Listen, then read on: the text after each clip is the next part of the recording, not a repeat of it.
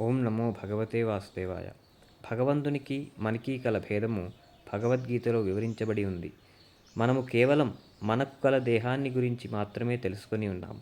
కానీ భగవంతుడు అందరి హృదయాలలో నెలకొని ఉండి సర్వవ్యాపకుడై అందరి చలనములను గమనిస్తూ ఉన్నాడు. జీవులలోని ఆత్మ ఒక రకమైన దేహాన్ని విడిచి మరొక దేహంలోకి ప్రవేశిస్తూ ఉంటుంది. అలా దేహమును మారినప్పుడు జీవుడు పూర్వకర్మల ఫలితాన్ని అనుభవిస్తూ ఉంటారు. మనము సత్వగుణములో ఉండి వివేకవంతులమై ఎటువంటి కర్మలను ఆచరించాలి అని అవగాహన చేసుకున్నప్పుడు మన కర్మలను మార్చుకోవచ్చు. అలా కర్మలను మార్చుకునటమే కర్మ యొక్క శుద్ధి. అట్టి కర్మలను భక్తియుక్త కర్మలు అని చెప్పవచ్చు. ఈ శరీరమే నేను అన్న భ్రాంతి ఉన్న రోజులు మనము భౌతికంగా కలుషితమై ఉంటాము. భౌతికంగా కలుషితమైన మనము బద్ధులుగా పిలువబడతాము. దీనినే దేహాత్మ బుద్ధి అని కూడా అంటారు. అటువంటి దేహాత్మ బుద్ధి నుండి మానవుణ్ణి ఉద్ధరించుటే ఈ భగవద్గీత యొక్క ముఖ్య ఉద్దేశము. ముక్తిర్హిత్వాన్యథారూపం స్వరూపేణ వ్యవస్థిత అనగా ఈ భౌతిక జగత్తు యొక్క కలుషిత చైతన్యం నుండి విడుబడి శాశ్వత స్వరూప స్థితిలో నెలకొనుటే ముక్తి.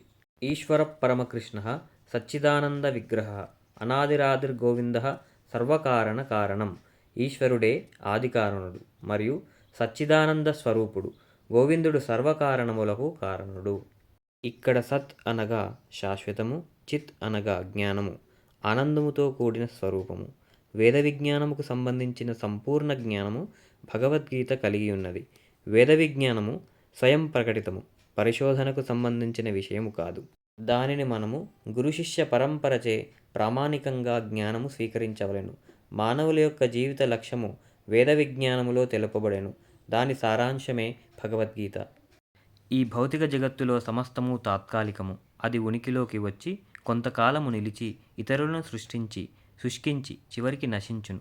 కానీ తాత్కాలిక జగత్తుకు అతీతముగా మరొక జగత్తు కలదు. అది ఏ సనాతన జగత్తు. అది ఏ శాశ్వత జగత్తు. జీవుడు, భగవానుడు అందరూ కూడా సనాతనులే. మన ధర్మమును జాగృతం చేయడమే భగవద్గీత యొక్క ముఖ్య ఉద్దేశం. భగవంతుని నిత్య సాంగత్యంచే మన శాశ్వత సనాతన స్థానమును మనం సాధించగలము. శ్రీ రామానుజాచార్యులు సనాతన ధర్మమునకు ఆదియు అంతము లేదు అని చెప్పారు. సనాతన ధర్మము మార్పు చెందనట్టి లక్ష్యమును కలిగి ఉండును. సనాతన ధర్మము సమస్త జీవుల యొక్క ధర్మము.